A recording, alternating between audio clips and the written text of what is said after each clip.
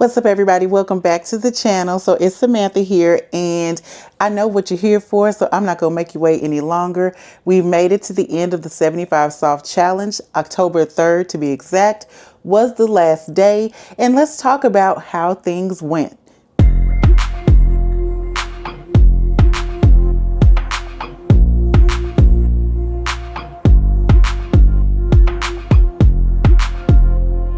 Okay, so let's start out with the things that I didn't do so well. So I started off really strong in the category of taking pictures.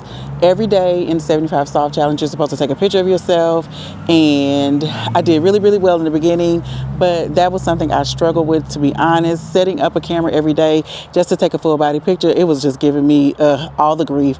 I ended up really slacking off towards the end. And so, yeah, I don't really have a lot of pictures at the end of my journey with the 75 Soft Challenge. And I will tell you what, I was kind of, I guess discouraged is not the right word, because I really enjoyed overall the whole process. But when it came to taking the pictures every single day, you can't see the change. And I guess I know that that's the point of it all, but whatever, I couldn't see it, so it was just getting on my nerves to have to set it up, whatever. What I did end up doing, though, over time, if you've been here for a little bit, then you know I did get with the ZozoFit program, whatever. It's a body scan. In lieu of the daily pictures, I started doing the body scan once a week, and that I was able to see the change, like physically.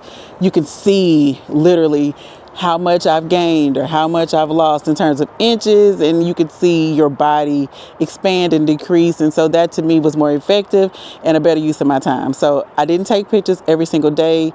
After like the first 4 weeks, I was done with them daily pictures. But what I did start doing was the scans. So the next thing, let's talk about what I read. So I think probably if I had to rate my favorite things about the 75 Soft Challenge, the thing I enjoyed most was reading, getting back into the habit of just reading. So you have to read 10 pages of whatever book every day.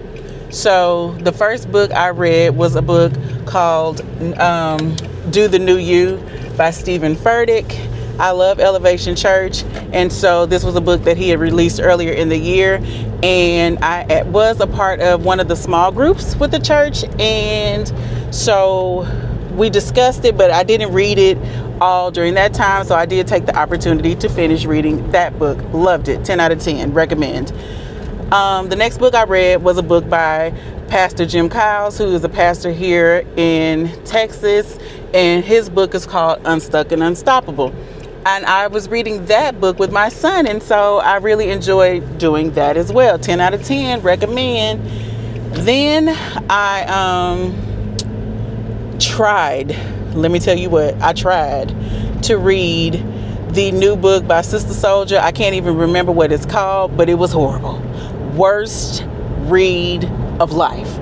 And I was so disappointed, because I remember being younger and reading The Coldest Winter Ever, Midnight, all of those books. Loved them like everybody else. But whatever the heck this new book is called, I can't even remember.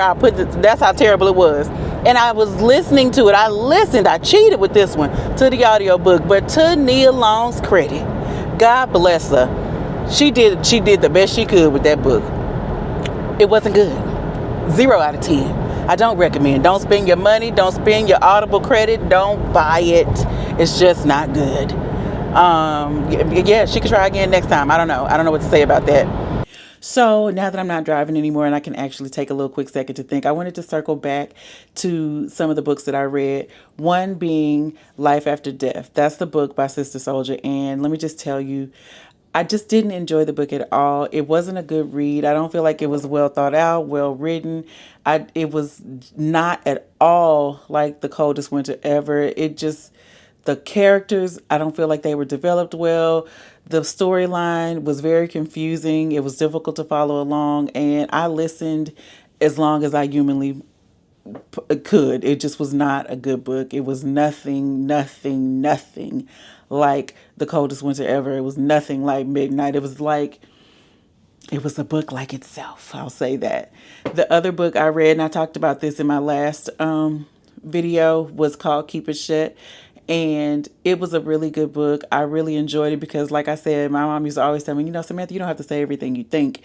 And not that I'm an oversharer and not that I like enjoy saying all the things, but I'm a very direct person. And if I see something, then I say something. And sometimes what I say, and I just had a conversation with my sister where someone was telling her that I had said something that was hurtful, and not necessarily what I said, but how I said it. And that's something I've been really trying to be more mindful of, how I'm saying things and how it's being received and or could be perceived. You know what I'm saying? So this book has been helpful in that manner because you really should take into account what you're saying. Does it need to be said? Does it need to be said by you? What's the motivation for why you're saying a thing? And so I thought that that was a good book to help me kind of keep in the forefront things that I've been trying to make shifts and changes in my life about. And so I really enjoyed that particular book as well. So one thing I will say about the 75 Soft Challenge and the reading piece is I found myself gravitating to self-help, personal development, those kind of books. And I wanted to just make this little note just because it's something that I was thinking about. So I'm going to share with y'all what I was thinking about. And I think that nowadays people are constantly in a state of just like perpetual self improvement, always trying to get to the next level, get to the next level, get to the next level. And sometimes I think it's important to stop and like be grateful for the place that you are currently in. Look back and see how far you've come and enjoy the journey. I think a lot of times for me, I've been so focused on progression that I have not always taken the time to admire and be grateful for where I've come from, how far I've come. And in this weight loss journey, that is a big thing because when I started this journey at the very beginning, I was 288 pounds. And when I look back at those pictures of myself, oh my God, my face was just, it looked so swollen, like it could just pop. And when I look back at these videos now, I think, oh my God, my face is so puffy. My face is so puffy.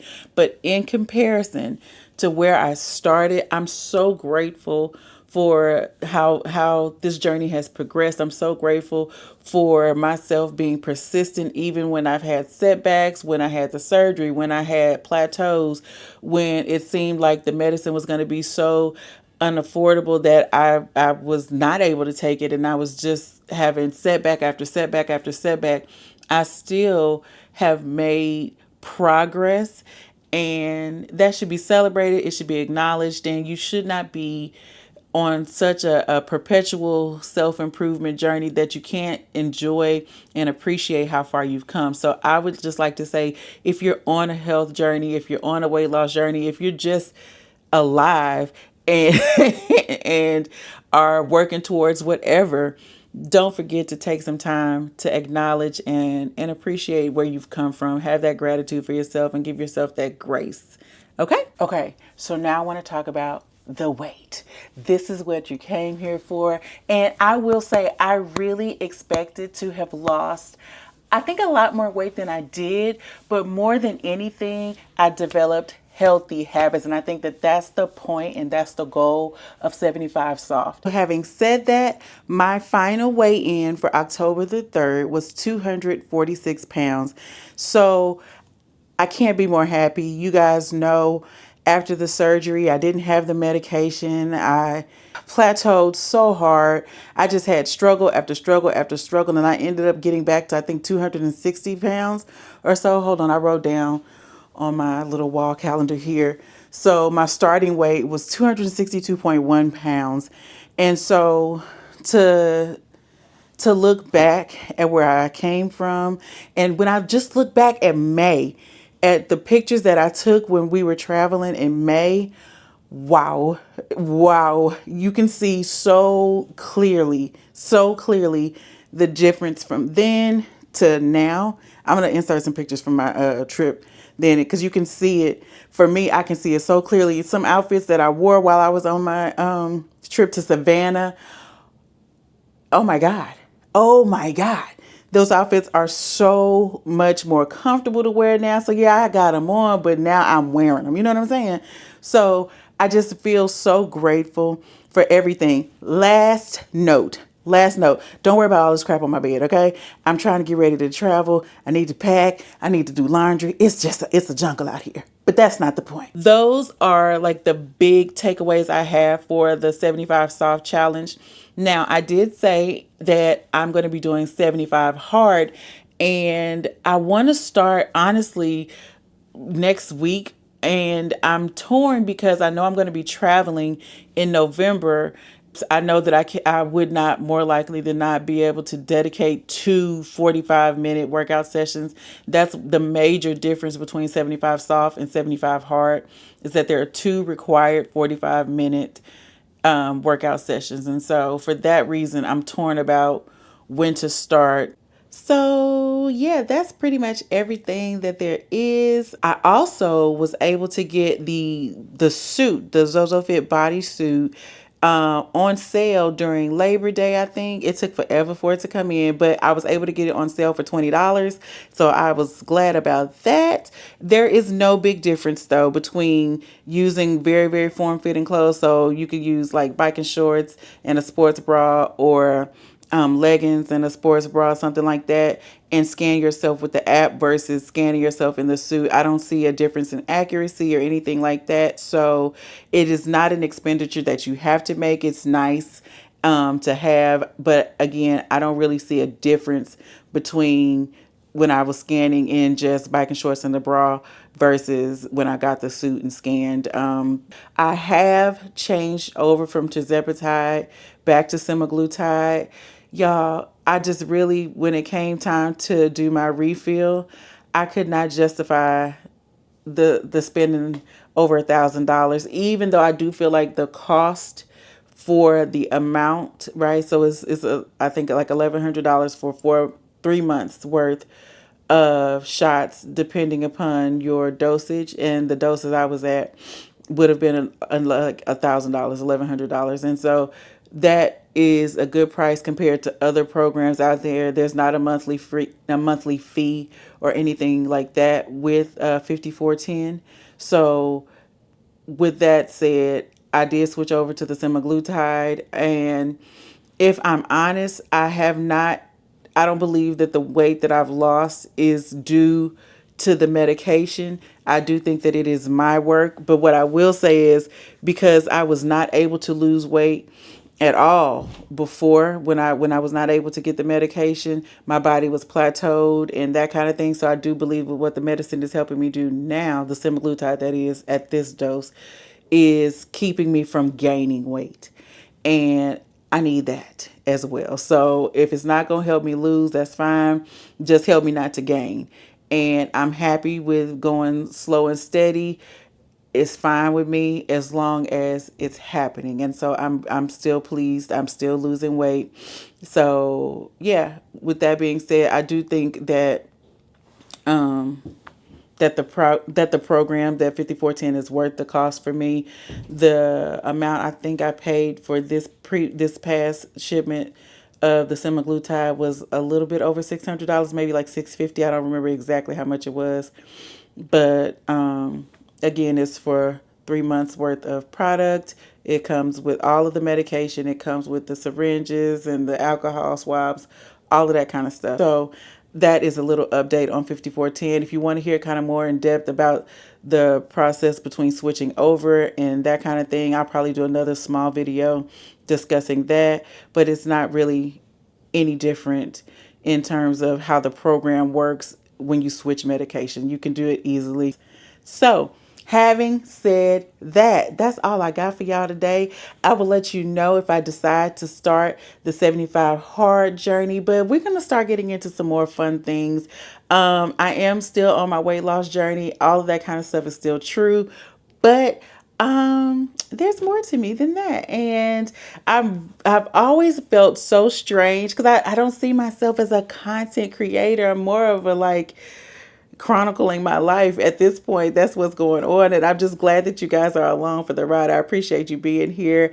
Drop down in the comments below kind of where you guys are with your weight loss journeys. If you have used 5410, let me know about that. What's your process like? Are you enjoying it? If you're using something else, tell me how that's going. It's almost time for us to do benefits election again, and I have been like nagging the crap out of my job because I'm gonna need us to offer an insurance that covers the weight loss medication again, because I would really love to be able to do the Manjaro like at the insurance rate. I didn't have Manjaro before. I was on Wegovy, but I do like the way that if that my body felt on the tirzepatide. I don't have any complaints about Wegovy, but if it's about preference and I can afford it, then I would prefer the Manjaro. So until next time, I'll catch y'all later.